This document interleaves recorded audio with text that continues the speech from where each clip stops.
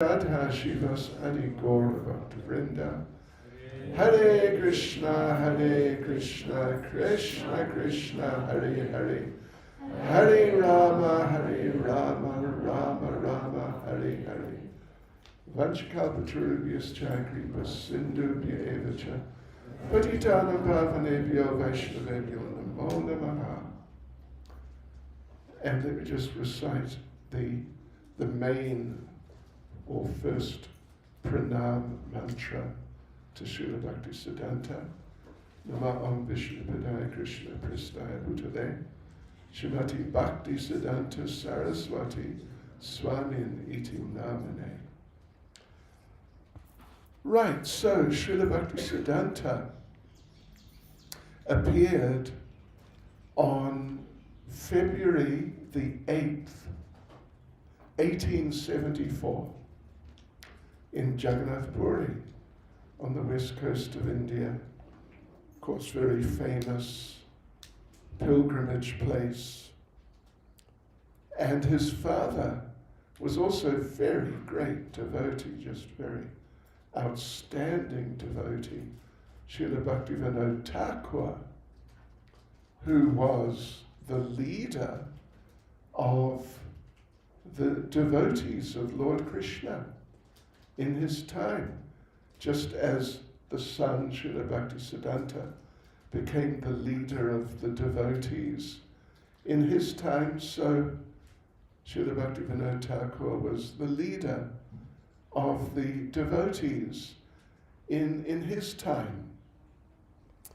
And Bhaktivinoda Thakur, it may be a little surprising, but he had a very big family. He was married, and there were some children, but then the first wife married, and he married a second time. And altogether, there were 13 children. 13 children. And Srila Bhakti Siddhanta was the fourth of 8 sons. The fourth of 8 sons. And the third by Bhaktivinoda Thakur's second wife, whose name was Bhagavati Devi. So when he was born with the umbilical cord wrapped around his neck and across his chest and around sort of his right thigh. In the same way, those of you who are familiar with how men use a sacred thread, those who, at least within ISKCON, those who have received second initiation, they wear a thread, and it goes across the left shoulder, then across the chest, and across, it's here somewhere, here it is, across the right thigh. His umbilical cord was just like that, which was taken to be a good sign, very good sign. And just an interesting point, little interesting point, is that somehow or other it was somewhat tight, but it made an impression across, from the shoulder across to the other side, the right thigh. It made an impression on his body which remained there for his whole life. Yes, interesting. Clearly visible throughout his life. So that was February 1874 in Jagannath Puri, and of course Jagannath Puri is most famous for the great Rath Yatra festival, which they hold again according to the lunar calendar, so the date shifts every year to some degree, but normally it's in June. It's basically in June sometime.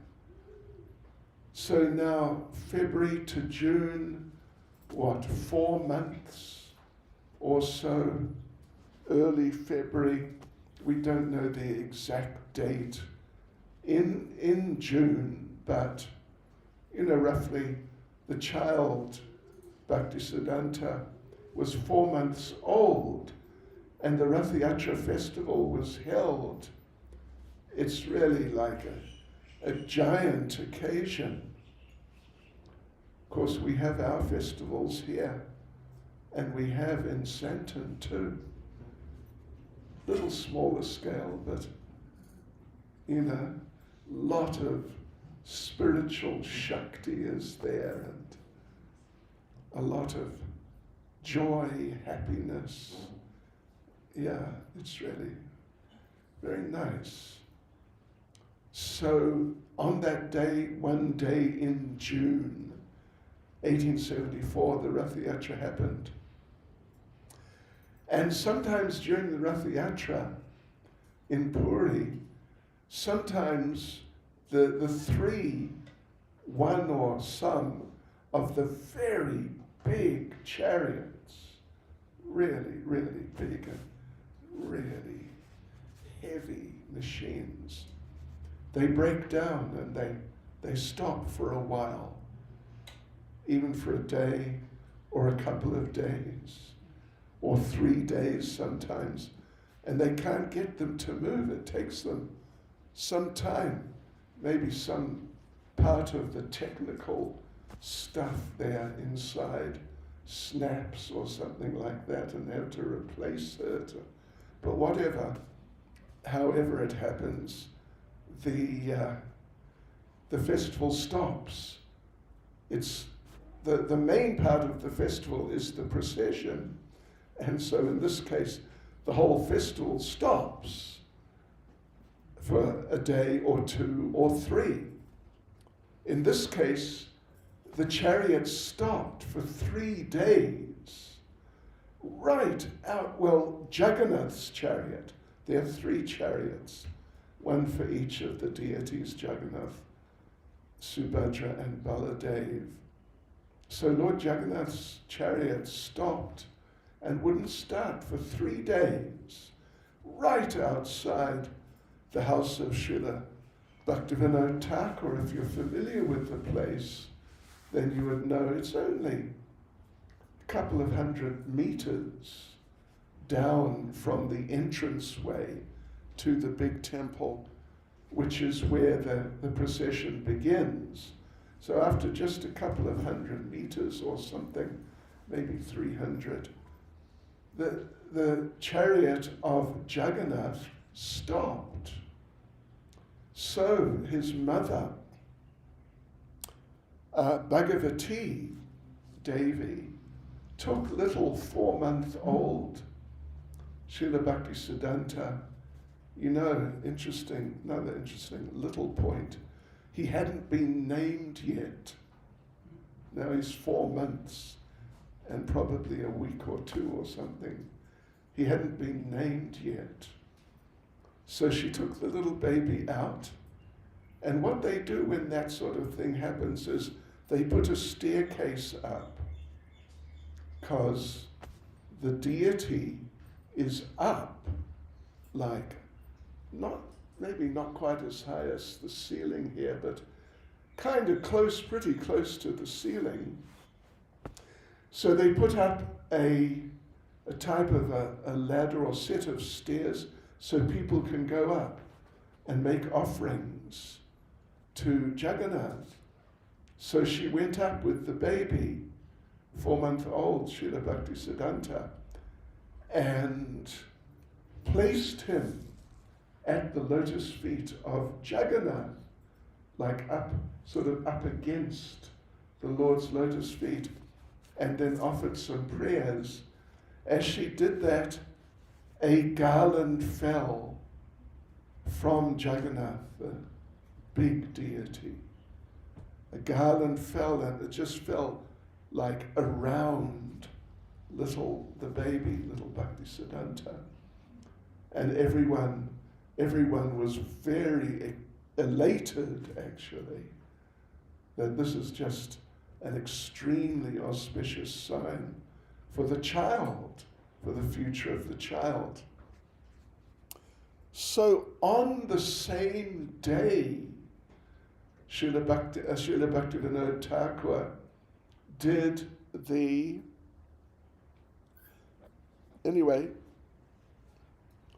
some type of Anaprashna ceremony. Well, yeah, Anaprashna, 4.5 months, it's possible. It's a bit early to start offering the child grains, but, it's a super auspicious day. So Bhaktivinoda Thakur decided to do the first grain ceremony. So he went to the Jagannath temple and got some special Mahaprasadam. There is, inside the walls of the Jagannath temple, just like against the walls inside, there are little temples of many demigods. And in the center, of course, is the big, very big Jagannath temple. So one of those little temples on the inside is the temple of Bimala Devi. Bimala is Yogamaya in Jagannath Puri. Yogamaya means the form of the deity, of the presiding deity of the spiritual potency of the Supreme Lord.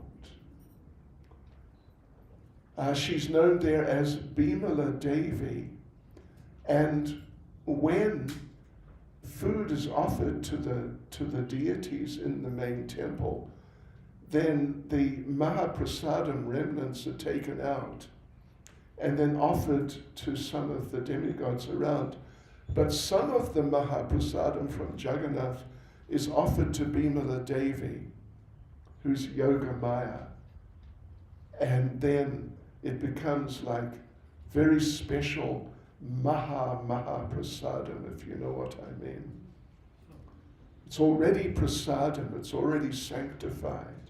But when it's offered to a very great devotee, it becomes even more sanctified. So therefore, instead of just being Mahaprasadam, it's Mahaprasadam. And it becomes known as Bimala Prasad. So he got some of the Bimala Prasad, Bhaktivinoda Thakur, and fed it to little baby, unnamed to that point, and then named him Bimala Prasad. So up until the time he was initiated, which, if I remember correctly, he was around 21, he was known as Bimala Prasad. Yeah. So yeah, that happened. So then, he's a child, but he's growing up step by step. And there are a few important and really interesting incidents which occurred. One was that when he was three, he studied, just a second now, okay, when he was three, in India, even now, to some degree, but more in those days, summer is mango season. And India, of course, is the home of the mango.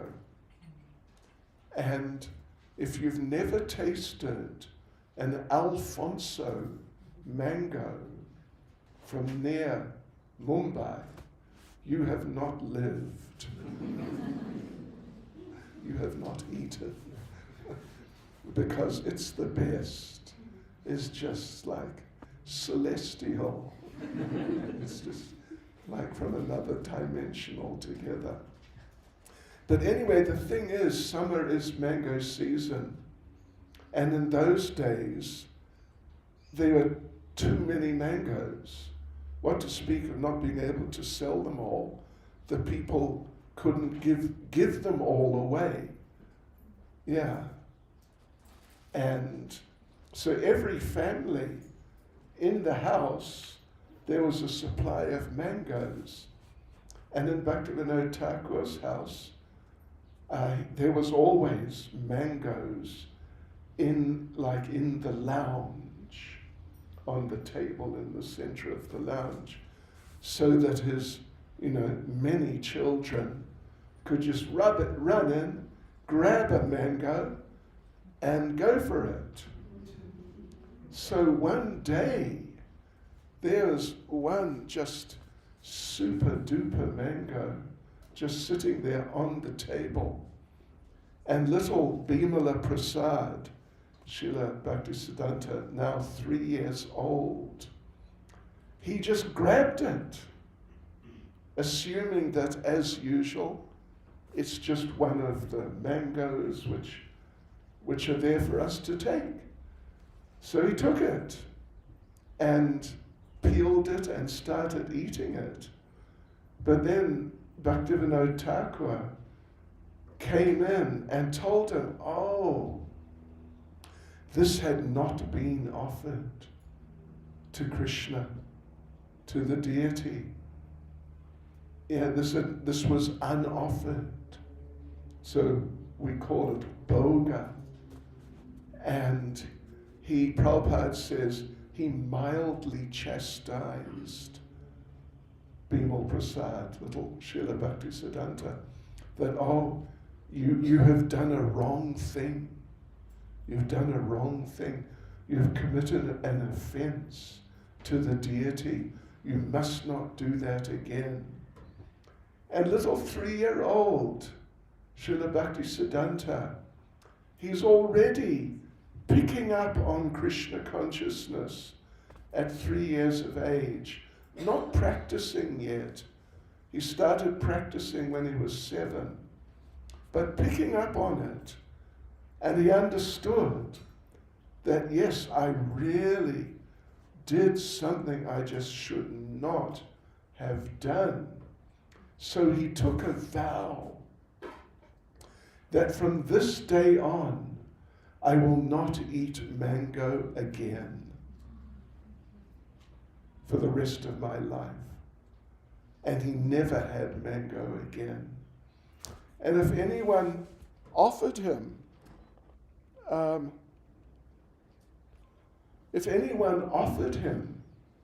mango, either he would say, no, I can't take it because I'm an offender, or he would repeat the famous verse from Ishopanishad, Ishavasyam idam sarvam yatkincha jagatyam jagat tena tyaktena bunjita magridha kasya svidhanam. Everything within the universe is controlled and owned by the Lord. Therefore one should accept only those things necessary for himself, which are set aside as his quota, and should not accept other things, knowing well to whom they belong.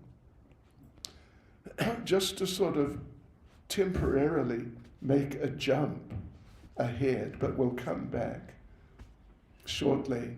There was an incident with Srila Bhakti Siddhanta when he was traveling around India one time by train. He would sometimes, on some occasions, travel around, stopping at different towns and cities overnight, and he'd do an evening program in a temple if they had a temple there, or in some hall. And then he'd continue on the train the next day. So one day, he had just got back onto the train and sat down, and who should sit right next to him but a Mayavadi sannyasi. Mayavadi means an impersonalist who thinks that it's all one. As John Lennon sang, back in my youth, I am you, and you are me, and we are all together. And I remember hearing that when I was, I don't know, less than 20, and thinking, wow, that's deep. It's not really that deep, unfortunately. It's more just confused because I am not you, and you are not me. I am me, and you are you. And we're sort of together. I mean, we're together here, but we're not together in that sense, you know. We have ceased to be individuals. But that's the idea, sort of the most fundamental idea of the Mayavadis, the impersonalists. So this fellow got on and sat down, and one of the devotees got on and offered Srila Bhakti Siddhanta a couple of mangoes. And Srila Bhakti Siddhanta, of course, politely refused that, no, I cannot take them. And the Mayavadi sannyasi said, oh, take it. No, why are you being so fussy? Srila Bhakti Siddhanta explained the history, but still the man was saying, oh, don't be so fussy. They are offering them to you, so you should accept them. And Srila Bhakti Siddhanta said, you know, I cannot, and I'm not going to. And then Srila Bhakti Siddhanta noticed that they were a little off. You know, you can pick up by the smell. They were beyond the best before date, you could say, beyond the expiry date sort of thing. So Srila Bhakti Siddhanta said to the Mayavadi, said, you take them. You take them. And the Mayavadi, he could also pick up the aroma. They're a bit far gone. And so he tried to avoid. He said, no, I just ate, and it's all right. Thank you. And Srila Bhakti Siddhanta insisted that if you don't eat them, then if you refuse, I want you to admit that it's not all one.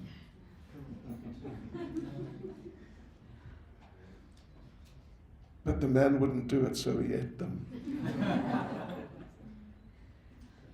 Yes. So anyway, Srila Bhaktivinoda Thakur, his father, noticed his seriousness about Krishna consciousness and about life in general. This child, out of all the 13 children, was really developing as a devotee. And he noticed that particularly because at the age of 7, Srila Bhakti Siddhanta, Bimala Prasad, had memorized the entire Bhagavad Gita with explanations. I don't think any of us here have memorized the entire Bhagavad Gita, have we? Have you? You haven't. Or you? Not yet. So he memorized at the age of 7 the whole Bhagavad Gita, 700 verses, Sanskrit and translation, and he could explain each one. You know, that's really outstanding, really outstanding. I only know a handful of devotees who have memorized the whole Bhagavad Gita. So Srila Bhakti Vinod then started having him wear tilak every day and got some special tulsi beads sent from somewhere, sent to them for Srila Bhakti Siddhanta to chant on. And he gave him a type of initiation for worshipping Lord Nrsingadev. I mean, it's something which we don't really go into, but there's Vedic practice of different types of initiations for different types of purposes. And like even for when some special ceremony is going to be performed, then the person who's going, like the main person, excuse me, is given a type of initiation. So Srila Bhaktivinoda, it gave Srila Bhakti Siddhanta a Nrsingadev mantra at the age of 7 for worshipping Lord Nrsingadev. And then later that same year, when they were building, Bhaktivinoda Thakur was building a new house in Calcutta, he gave, actually Srila Bhakti Siddhanta insisted on being given a Shila to worship. So as they were digging, excavating for building a fairly large house for 15 people, they found a Kurma Shalagram Shila, and Srila Bhakti Siddhanta insisted on having it. So his father gave it to him, taught him the process for worshipping it, and the mantras involved. So Bimal Prasad, Srila Bhakti Siddhanta, was showing himself not only to have deep attractions and real interest to practice Krishna consciousness, but he was also showing himself to be exceptionally intelligent. And he would read voraciously, and he would be able to recall passages from books he'd read like a month ago, word for word.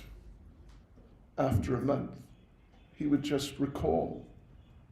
And having said that, when finally the time came for him to depart, as we're observing today, he could still recall verbatim things he'd read, like whole passages from his childhood.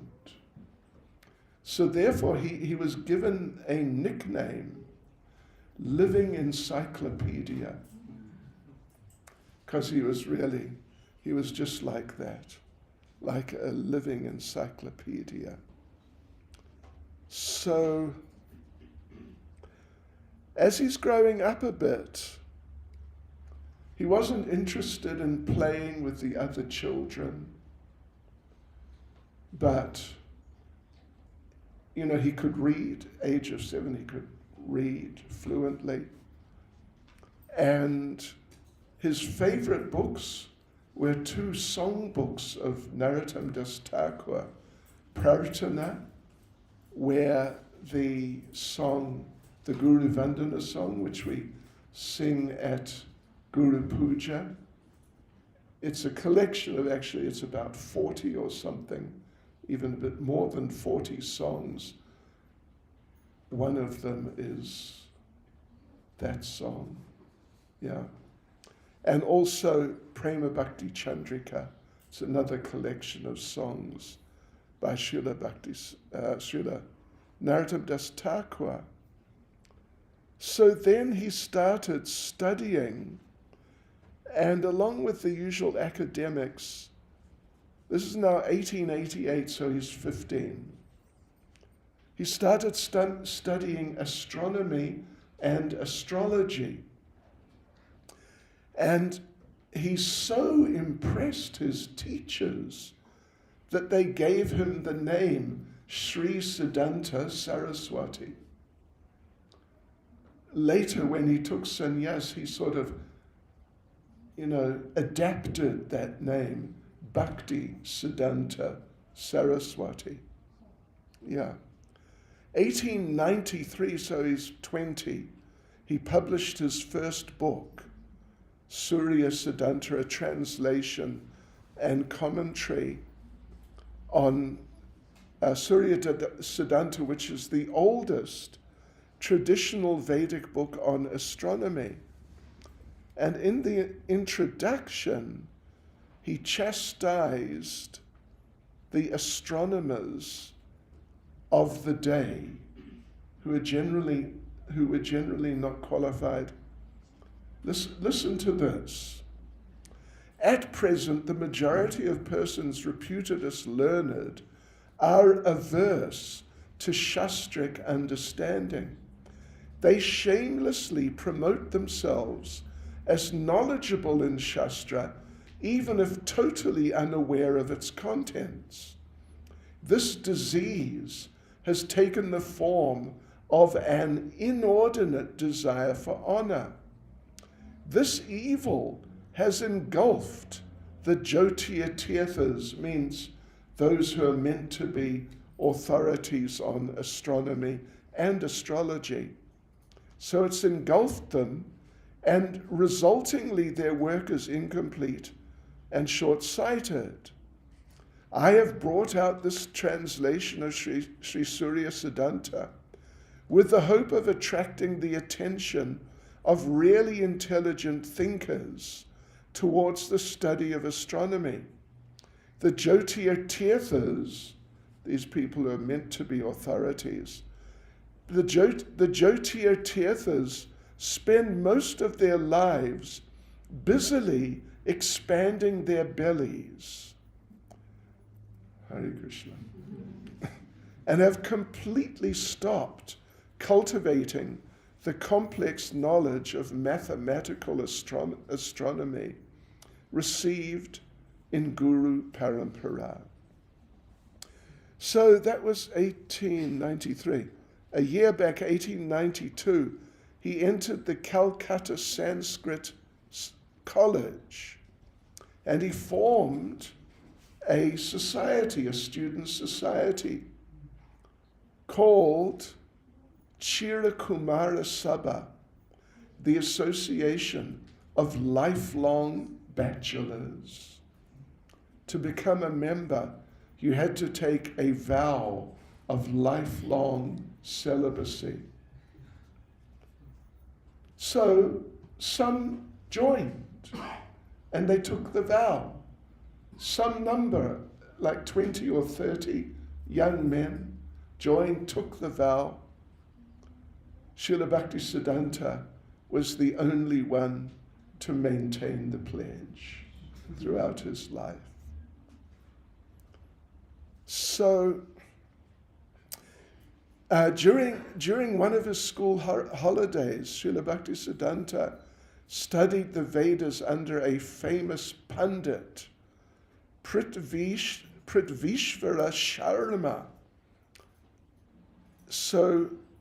who also tutored him in a grammatical work, Siddhanta Kaumudi. Srila Bhakti Siddhanta went through the entire grammar in 3 months, covering the section on Sandhi in 3 days. I don't think many, or I don't know if any of you have studied Sanskrit at all, but one of the main parts is Sandhi. Sandhi means what happens to words, to the ends of words or the beginnings of words when they meet other words, if you get the idea. Yeah, you get words, the endings or the beginnings or both change. This is called the rules of Sunday. And it is complicated. It is like there are hundreds of rules of Sunday. He learnt them in 3 days. Pandit Sharma cautioned him, you should not finish the perusal of Sunday so quickly. It took me a long time. In Benares, scholars go through Panini's grammar for their whole life. Whoever continuously studies Panini attains liberation upon dying. Panini is traditionally the big Sanskrit scholar, the big one, and generally 90% of people who study Sanskrit, they study Panini Sanskrit. So whoever continuously studies Panini attains liberation upon dying. Sri Siddhanta Sarasvati replied, then from today I reject you. The goal of my life is neither mastery of grammar nor liberation, but worship of Krishna and attaining his affection. I've studied the Vedas, the branches of the Vedas, and their different parts only in a secondary manner. So at the Sanskrit school, he clashed with the head of the astronomy department. There was an official debate between them, which he won, hands down. And then he got into an argument with the principal, and he had to leave the college, which would have been a bit of a disgrace, to get the Royal Order of the Boot. But he said, considering that if I were to remain attentively studying at college, I would be browbeaten to enter family life, but that if I were perceived as a foolish good for nothing, then no one would put such an inducement upon me for becoming engaged in worldly advancement, I left the Sanskrit college. And to maintain my life for service to Krishna, I sought an honest occupation with a modest income. So many of you would not be aware that from 1895 to 1905, Srila Bhakti Siddhanta worked at a job. Yeah. He worked as a secretary to the king of Tripura, which was one of the old, small, but still one of the old royal, sort of little places there in India. And he ended up as the overseer of the government secretariat in Calcutta. But finding the ongoing envy, malice, and sleaze there, just finding it too much, he reduced his involvement from 1900 and resided in 1905. So then, 1897, he started observing Chatumasya. Once a day before sunset, he would take only rice, cooked by himself. This is now for 4 months. Only rice cooked by himself with a tiny little bit of ghee, but no salt, no spices, no vegetables. And he would take it. There's an official name for the way of eating that he adopted. It's called gograsa, eating like a cow. Means you eat directly from the ground. No plate. Just sitting, leaning forward, not using hands or any spoons or anything like that. And just with your mouth, eating off the ground until you sit up again, then that's the end for today. Then you can eat again the next day off the ground. And actually we were just there a few weeks ago now. Not long ago. At one of these places where he was based. And they have there a piece of marble which he used for that. They would just throw the rice onto this piece of marble, and it'd be put on the ground. He'd lean forward and eat with his mouth as an austerity. So during that time, he didn't shave, didn't cut his nails, slept minimally on the bare earth floor of his hut, with no bedding, no pillow, not even a straw mat. So when he was 25 actually, January 1900, Bhaktivinoda Thakur told him to take initiation from Srila Gaurkishore Das Babaji Maharaj. Yes. Srila Gaurkishore Das Babaji Maharaj, we won't go into it, but he was an extreme renunciate. Really, really extreme renunciate. And he did not initiate people. It's not unusual, it's almost like normally when devotees reach a certain age or certain level of seniority that they may start giving initiation when approached.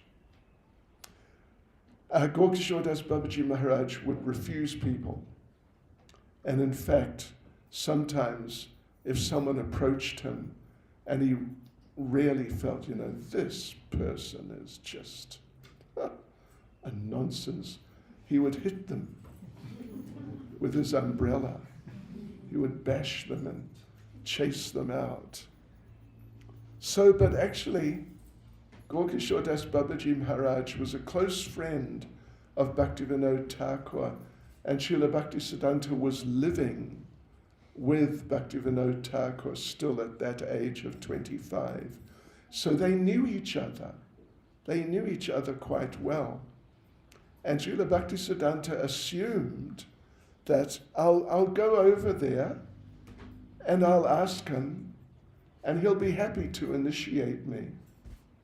So he went over and asked, and Gaurkishore Das Babaji Maharaj said, I once accepted a disciple, but he cheated me and went away. So I'm not going to accept any more disciples, so goodbye. Yeah. So he begged, Srila Bhakti Siddhanta begged for mercy. And Gaurkishore Das Babaji Maharaj said, all right, I will ask Lord Chaitanya. If he gives permission, your request will be granted. He's going to ask Lord Chaitanya. So Srila Bhakti Siddhanta came back a few days later and asked, what did Mahaprabhu say? And Srila Gaurkishore Das Babaji Maharaj said, oh, I forgot to ask him. But come back after a few days, I'll ask him. So Srila Bhakti Siddhanta came back after a few days and asked, what did Mahaprabhu say? And Gaurkishore Das Babaji Maharaj said, I asked him, he did not answer. So then Srila Bhakti Siddhanta told him, actually he quoted a line from a song of Bhaktivinoda Thakur, Karuna nahoile, kandiya kandiya, prana na rakibo ara. That, if I recall correctly, that's from the song Guru Dev, Kripa Bindu Diya. Please give me mercy. So, without your mercy, weeping and weeping, I'll no longer be able to maintain my life. So he resolved that however many times I have to come back and ask, I'll just keep doing it. But Gaur-Kishore Das Babaji Maharaj agreed, all right, I'll initiate you. So he was his only disciple. And he gave him the name, what's the name? Is Mother Varsha Barnaby here? Oh, there she is. Varsha Barnaby Devi Dayataya Das. Is that correct? Varsha Barnaby Devi Dayataya Das. Servant of the mercy of Srimati Radharani, the daughter of King Rishabhanu, Varsha Barnaby Devi. Yes. And he was the only disciple.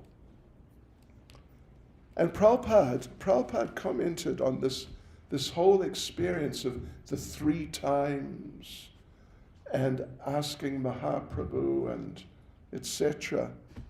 Prabhupada said, and Bhaktivinoda Thakur asked Bhakti Siddhanta Sarasvati Thakur to accept Gaur-Kishore Das Babaji Maharaj as his spiritual master, that you go and take your initiation from Gaur-Kishore Das Babaji Maharaj.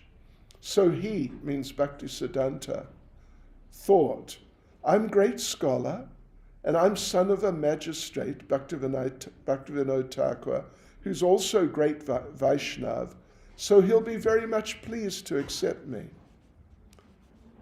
Prabhupada says, of course, he was very much pleased, but in the beginning he refused, because actually it was only a show.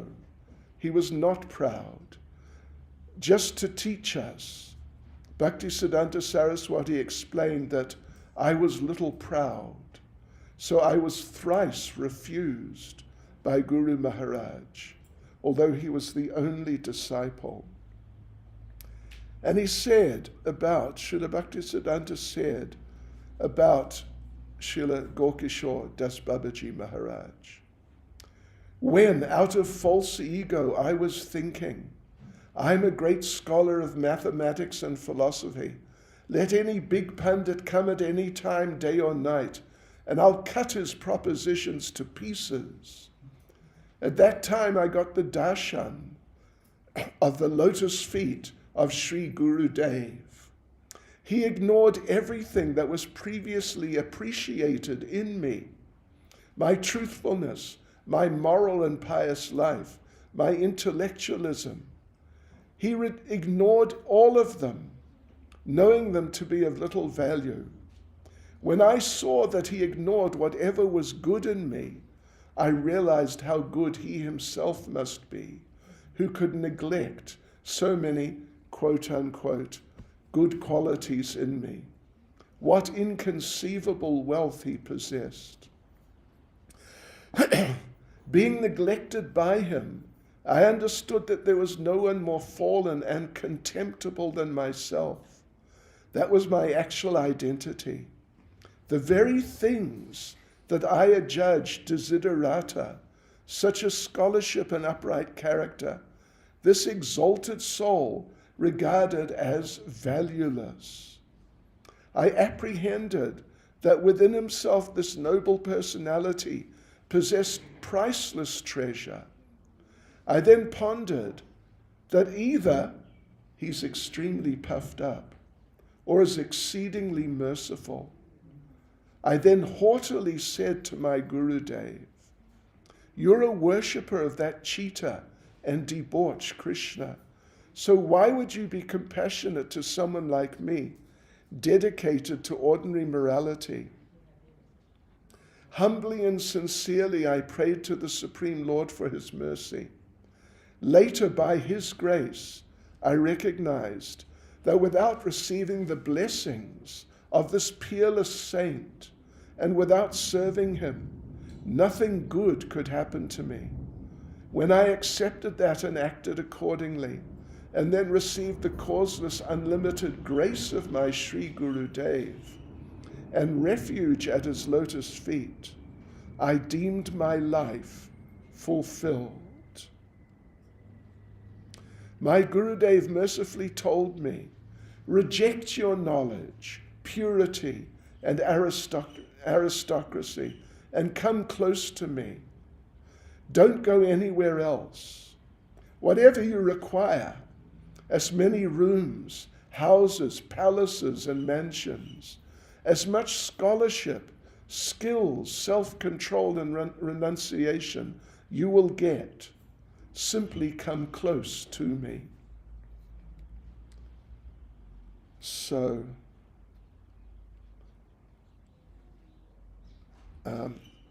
listen to this. If I throw a particle of dust from the pollen of the lotus feet of my Gurudev, then millions of people of this world will be delivered. There is no scholarship, there is no good concept within the 14 worlds that is heavier than a particle of dust from the lotus feet of my Gurudev. A true disciple will have this kind of faith in his Gurudev. So, right. Let's see. So after initiation, Srila Bhakti Siddhanta, he moved away from his government work bit by bit and gradually gave up his interest in astronomy and astrology. But he still had many followers in the fields of astronomy and astrology.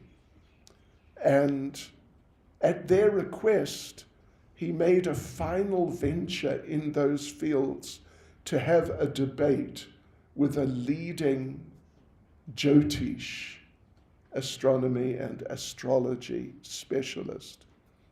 So, and listen to this, and it's good you're sitting down, nobody's standing up. Fasten your seatbelts if you can. So on the 2nd of January 1902 in Calcutta, Sri Siddhanta Saraswati's superior learning and power of elocution left that scholar so completely trounced that the Jyotish expert, his theories and reputation having been shredded, involuntarily passed stool and urine in the assembly. Hare Krishna.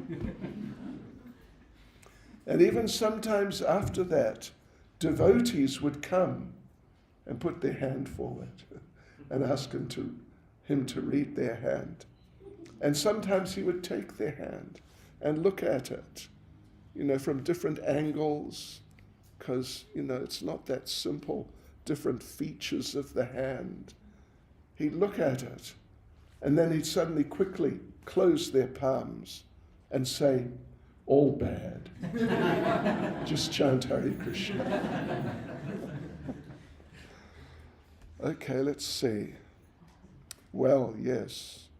In 1905, now he's stopped working completely, he took a vow to chant 1 billion names of the Lord according to the standard of practice of Srila Haridas Thakur. Means 300,000 names a day, or in other words, it's about 180 something rounds a day. And for any of us who sort of battle sometimes to finish our 16 rounds, just think about 180 or 90 or whatever it is. Krishna.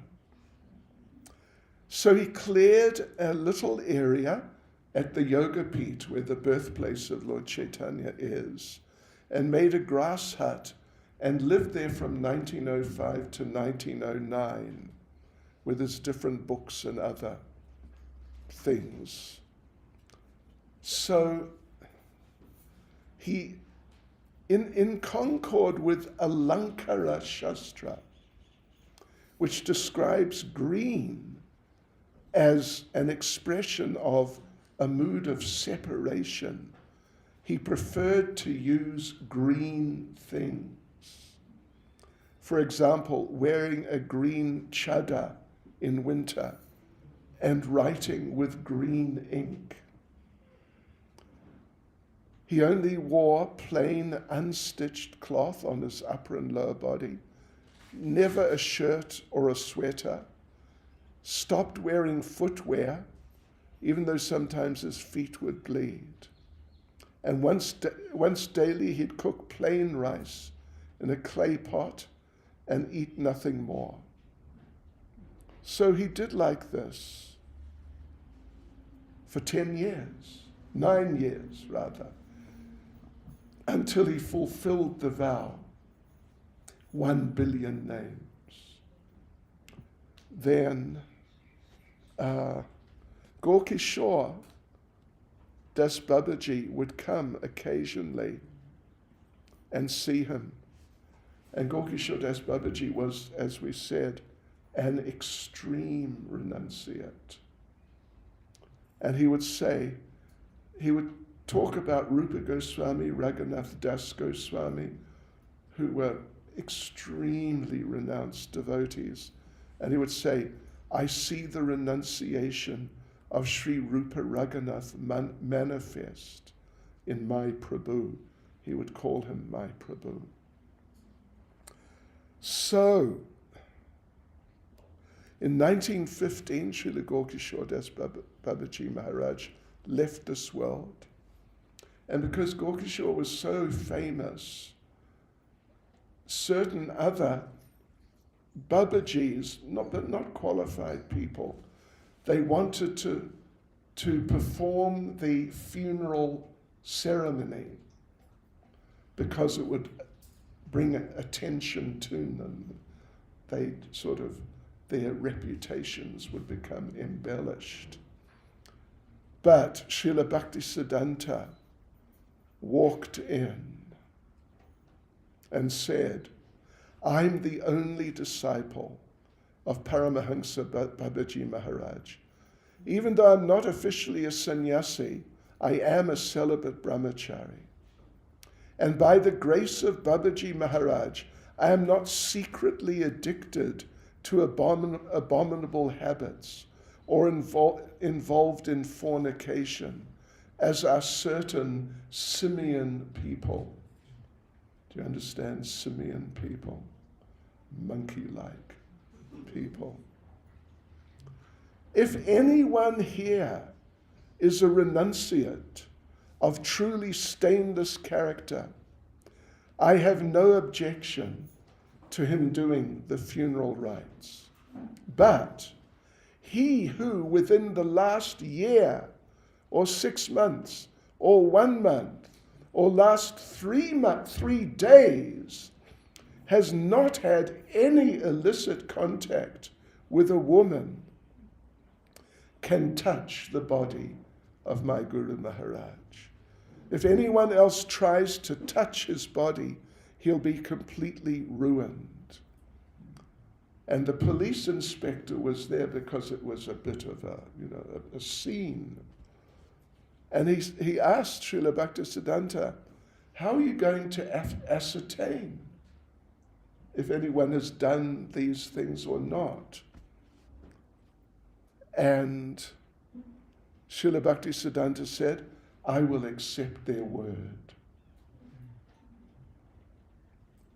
Everyone present was astonished to see those dressed as Babajis turn their backs one by one and quietly disappear. And this is really completely amazing.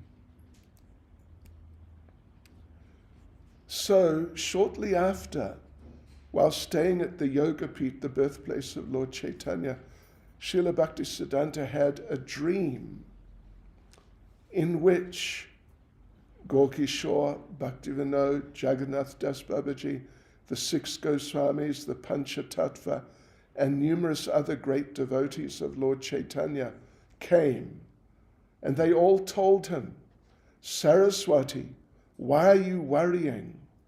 Begin the task of establishing Shuddha Bhakti. Distribute Gauravani universally. expand service to Goranam, Goradam, and Gorakam, means activity to Lord Chaitanya. With unbreached enthusiasm, broadcast Bhakti Siddhanta, where we are eternally with you, ready to help. So that was 1915. On the 29th of March 1918, he took sannyas from a picture of Srila Gaurkishore Das Babaji, because there was no one who he felt. I mean, there were people who externally were dressed as sannyasis, but he didn't take any of them seriously enough to accept sannyas from them. Because when someone takes sannyas, it's different from our first and second initiation. The sannyas guru is a witness. It's just functioning as a witness that, okay, you've accepted sannyas, like to confirm. So it's quite different from first initiation particularly, and second initiation also. So he took sannyas from a picture of Srila Gaurkishore and accepted the name Bhakti Siddhanta Sarasvati Goswami. Are you okay? You're not feeling tired? Too much? Three much? No? I'll just carry on a little further. So in 1933, speaking at a ceremony honoring Srila Gaurkishore Das Babaji Maharaj, Srila Bhakti Siddhanta said, "My Guru Maharaj gave me 3 instructions. 1, don't make any disciples. 2, don't associate with anyone. And 3, don't go to the world of Maya, Calcutta." Srila Bhakti Siddhanta then affirmed that he followed and was following those instructions. He said, "I do not make disciples. Those who consider themselves my disciples are actually my gurus, because by watching their inclination for service to the Lord, my own tendency to serve the Lord is increased. 2nd, I do not associate with anyone. Association means to accept something from others, but I only accept what was given to me by my Guru Maharaj. And 3rd, I never go to Calcutta, but only to our Gaudiya Math temples, which are apparently situated in Calcutta, but they're actually in Vaikuntha." Yes. So, okay, then in 1922, Srila Prabhupada met him.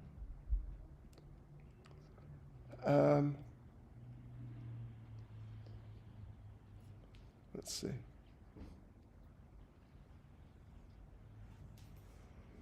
Here's a story. I think you'd appreciate this. He used to tell a funny story about a, would you believe, opium smoker. The sun was setting, and this addict felt the need to satisfy his addiction. But he was on the other side of the river, where while in the village, he was on one side of a river, and the village where there was fire to light his pipe was on the other side. Our situation is something like this.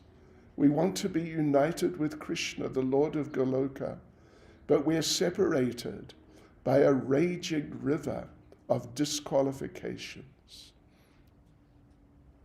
At the end of every class, Srila Bhakti Siddhanta would recite a verse by Prabodhananda Saraswati from Chaitanya Chandramrita. "Taking a straw in my mouth, I go to you.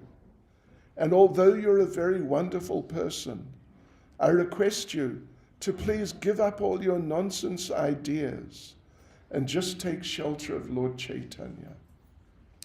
Actually, I was once in Prabhupada's room in Bhaktivedanta Manor, and a devotee asked Prabhupada, what should we say to people when we're distributing your books to them? And Prabhupada got up, took a book, handed it to one devotee, and said, my dear sir, I can see you're very intelligent. In fact, you're the most intelligent person I have met all day. But I have just one request for you. Please, forget all your nonsense and read this book.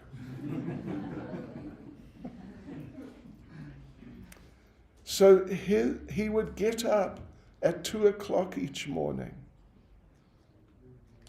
And while reading, he would sometimes wear spectacles, but generally never wore them while eating, chanting japa or speaking with disciples. He would take a light breakfast at 7 a.m., a little halava or a sweet, and full prasadam at 11, which was a large amount of rice with spinach and other vegetable preparations. He always took green papaya, cooked with water, and blended until it became like soup. This was good for the liver and digestion. He would also take a little lime with his meal. At night he would take puris and potatoes cut into squares and fried at 8:30 or 9 in the evening. In the afternoon he would drink nimbu pani, sweet lemon drink with sugar, or a coconut water. In his prasadam, he liked lots of salt, which made taking his remnants difficult. He was fond of drumsticks. Yes. He also liked chickpeas fried with hing and salt, and food cooked in cow's ghee or sesame oil. He was very fond of hing, especially peanuts fried with a lot of salt and hing. He was very fond of sweets, especially rasgullas. But at the age of 53, he stopped taking rasgullas because his teeth had become affected. He also liked sweet samosas. He liked daka khichdi, which is khichdi, very liquidy, with lots of different vegetables and a lot of water. And if you're from Tamil Nadu background, he liked rasam very much.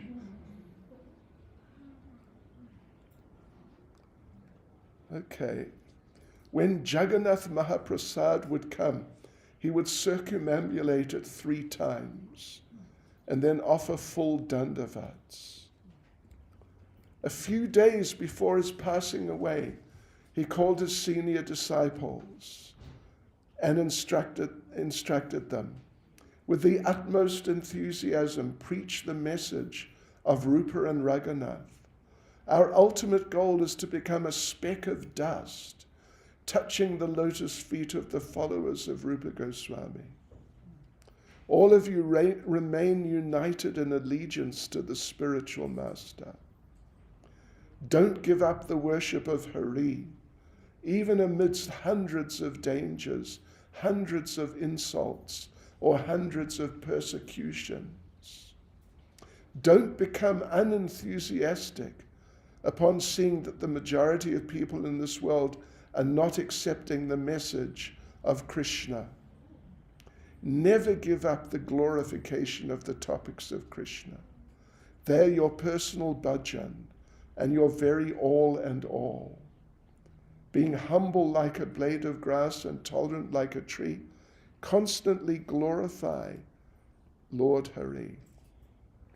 In the early hours of the day on January the 1st, 1937, Bhakti Siddhanta Saraswati Goswami passed away. Hare Krishna. Srila Bhakti Siddhanta Saraswati Goswami Maharaj Ki. Srila Bhakti Siddhanta Saraswati Ki. Srila Bhakti Siddhanta Saraswati Ki. Go Premanande.